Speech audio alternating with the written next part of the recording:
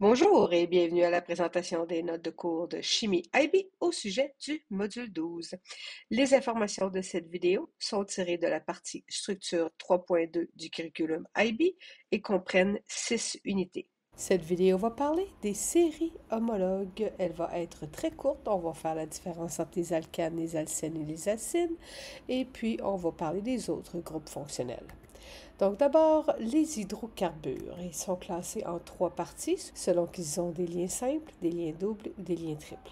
Les alcanes contiennent des liaisons simples seulement, donc ce sont des hydrocarbures qui sont saturés. Les alcènes contiennent au moins un lien double, donc eux, ils sont insaturés. Et les alcènes aussi contiennent un lien triple et ils sont insaturés. Pour les reconnaître, on peut compter le nombre d'atomes de carbone et d'hydrogène et les comparer entre eux. Si le nombre de carbone est exactement la moitié du nombre d'hydrogène, ça va être un alcène. S'il y a 2 atomes d'hydrogène de plus que le double d'atomes de carbone, ça va être un alcane, mais s'il y a 2 hydrogènes de moins que le double d'atomes de carbone, ça va être un alcyne. C'est le composé le plus simple des hydrocarbures, quand il y a seulement des carbones et des hydrogènes. Et on peut évidemment leur ajouter des groupes fonctionnels, comme on a parlé dans la vidéo précédente. C'est quoi une série homologue? Une série homologue, c'est quand on va regarder la longueur de la chaîne et on va pouvoir dire qu'ils ont des propriétés semblables. Par exemple, dans les alcanes, on a ici 2 atomes de carbone qui sont reliés par un lien simple.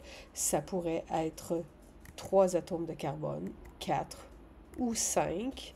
Là, je commence à manquer de place dans ma diapo, alors je vais regrouper ceux du milieu ou un de plus ou un autre de plus. Ce que je veux que tu remarques, c'est qu'est-ce qui change à chaque fois. J'ai rajouté un autre carbone, mais le carbone n'était pas seul. Il est venu avec un groupe CH2. Quand j'en ai rajouté un autre, il est venu aussi avec son groupe CH2. À chaque fois que je rajoutais un groupe CH2, c'était une chaîne qui était plus longue, mais qui faisait partie de la même série des alcanes. Dans le cas des alcènes, il va falloir que je fasse attention de ne pas changer la position du lien double. Par exemple, si j'ai un lien double ici dans l'alcène et que je veux rajouter un atome de carbone, je vais rajouter un CH2, mais il faut que je me souvienne que la carbone peut seulement faire 4 liens. Donc, il va falloir que je mette le CH2 au bout avec un CH seulement, et ici, ça va être un CH3. Donc, je me retrouve à quand même rajouter un CH2, mais l'hydrogène n'est pas à la même place. Ça fait quand même partie de la série homologue de l'alcène, et le lien double est toujours sur le premier carbone. Quand je vais rajouter d'autres carbones dans la chaîne, donc pour passer de 3 à 4 carbones, je vais faire comme tantôt, rajouter un CH2 et un autre CH2. Et quand ça prend trop de place, je le rapetisse comme ça, et un autre CH2 pour rallonger la série homologue de cet alcène, mais le lien double est toujours situé sur le premier carbone. Dans le cas des alcynes, on a ici le CH-CH qui est notre alcyne de base. Puis si je veux rajouter un CH2 là-dedans, il faut que je fasse attention de ne pas enfreindre la loi du carbone qui dit qu'il peut faire 4 liens. Alors ça va me faire un CH au début. Ici, ça va être un C tout seul, pas de H, et un CH3 à la fin. Mais pour les suivants, ça va être vraiment un groupe CH2 que je vais rajouter, toujours du même côté de la chaîne, de façon à ce que le lien triple ne change pas de position. Donc, c'est comme ça qu'on construit des séries homologues. Pour construire les séries homologues, il va falloir faire attention de respecter la chaîne la plus longue de la molécule et de toujours rajouter les groupes CH2 aux bons endroits. Donc, par exemple, le C5H12 peut avoir 3 formes différentes. Plus tard, on va appeler ça des isomères. Ici, la chaîne la plus longue va avoir 5 carbones, tandis qu'ici, on a une ramification, ce qui fait que la chaîne la plus longue a seulement 4 carbones. Et ici, on a 2 ramifications, qui fait que la chaîne la plus longue a seulement 3 carbones. Quand je vais construire les séries homologues pour ces 3 molécules-là, je vais rajouter des groupes CH2 dans les alcanes, mais il va falloir que je fasse attention de toujours respecter la position de la chaîne la plus longue et de rajouter les CH2 seulement dans la chaîne la plus longue. Donc, pour le premier, c'est facile parce que c'est une chaîne linéaire. Donc, je vais rajouter le CH2. Il va maintenant y avoir 5 carbone et je rajoute un autre CH2 pour avoir 6 carbones. Donc ça, c'était facile. Mais pour le suivant, le CH2, je vais devoir le rajouter dans cette chaîne la plus longue et garder la position de la ramification toujours sur le deuxième carbone ici.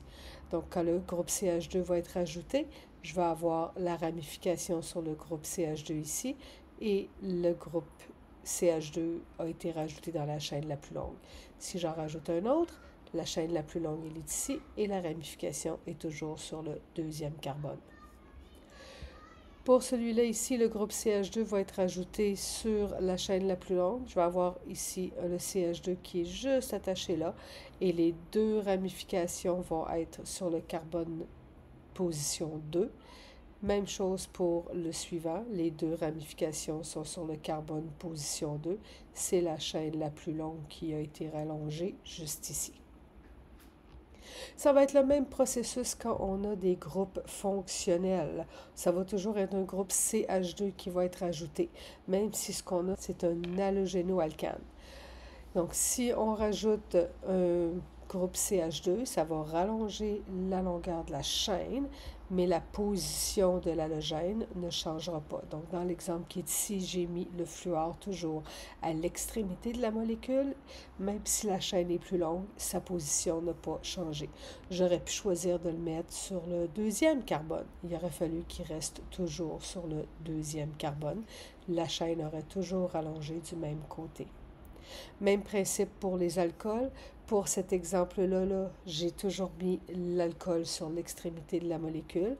Quand la chaîne s'est rallongée, ça a toujours rallongé du même côté. Mais là aussi, j'aurais pu choisir de mettre le groupe hydroxyle sur le deuxième carbone et il aurait fallu qu'il soit toujours positionné sur le deuxième carbone dans tous les exemples pour que ça puisse s'appeler une série homologue. Même principe pour les groupes des carbonyles, donc commençons avec l'aldéhyde qui va avoir toujours un double lien O sur la dernière position. Ça peut pas changer, c'est toujours la dernière position. Donc lui, il est facile. Mais pour les cétones, il faut faire attention, le double lien O, il est dans le milieu. Donc c'est impossible d'avoir une cétone avec seulement un carbone ou deux carbones. Il faut absolument se rendre minimum à 3 carbones pour mettre le double lien O sur le carbone du milieu. Et après, pour avoir une série homologue, je vais toujours ajouter les carbones du même côté. Donc ici, j'ai choisi le côté droit et les carbones vont toujours rajouter de même côté pour que le groupe carbonyle soit sur le deuxième carbone toujours. Pour les acides carboxyliques, ça va être facile parce que c'est toujours à l'extrémité de la molécule. Donc, on a ici avec 1, 2, 3, 4, 5 ou 6 carbones avec le groupe COOH qui est toujours à l'extrémité de la molécule. C'est seulement la longueur de la chaîne qui change. Pour les amines et les amides, j'ai décidé de mettre seulement les primaires dans le dessin, mais le principe va être le même. Le groupe CH2 va être ajouté toujours du même côté de façon à ce que le groupe amine respecte toujours la même position, donc toujours à l'extrémité. Et pour le groupe amide, lui aussi j'ai choisi de le mettre à l'extrémité. J'ai choisi un amide primaire et les CH2 vont toujours se rajouter du même côté pour que la chaîne devienne de plus en plus longue. Pour les éthers, on va avoir l'oxygène qui va avoir un groupe carbone de chaque côté. Dans ce cas-ci, il va falloir faire très attention pour que ce soit une série homologue. Les CH2 doivent toujours être rajoutés du même côté. Donc ici, j'ai un OCH3 que j'ai choisi de garder toujours du même côté. C'était pas obligé d'être du OCH3. Ça aurait pu être du OCH2, CH2, CH3, mais il aurait fallu qu'il soit identique pour toutes pour que ça puisse s'appeler une série homologue. Même chose pour les esters, on a l'oxygène qui va faire le pont entre deux carbones. Et ici, pour respecter la série homologue, j'ai toujours gardé un OCH3 du côté droit, OCH3, OCH3, et les CH2 ont toujours été rajoutés du côté gauche, du côté de l'oxygène qui a le double lien, et non pas du côté de l'oxygène qui a le simple lien. Et voilà, c'est de cette façon qu'on construit des séries homologues. Bye!